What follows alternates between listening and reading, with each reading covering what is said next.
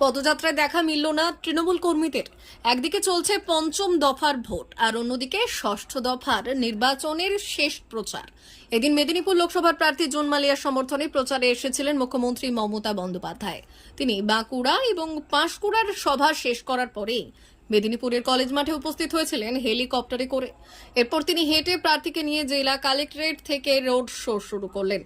যদিও এই রোড শোতে লোক হলো না মমতার, তাই কিছুটা রোড শো করার পর তিনি থামান এবং পুলিশকে জিজ্ঞেস করেন লোক না আসার কারণ। তিনি প্রশ্ন করেন জেলা সভাপতি সুজয় হাজরাকেও। জেলা সভাপতি এবং পুলিশ প্রশাসন জানান লোক পেছনে রয়েছে, যদিও সেই সময় পেছনে কিছু লোক দৌড়ে দৌড়ে আসে মমতার রোড শোতে অংশ নিতে।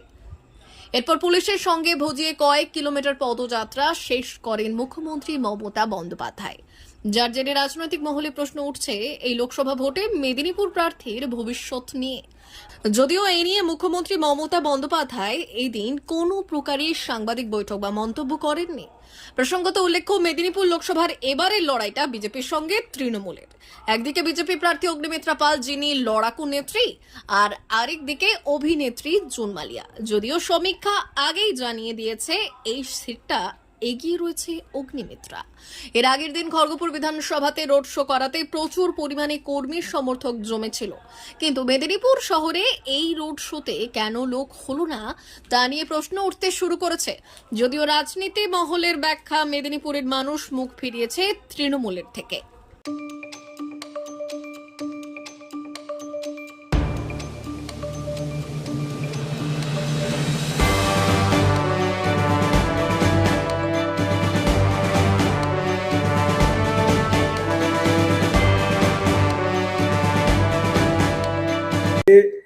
পাঁশকুড়াতে সভা ছিল দিদির।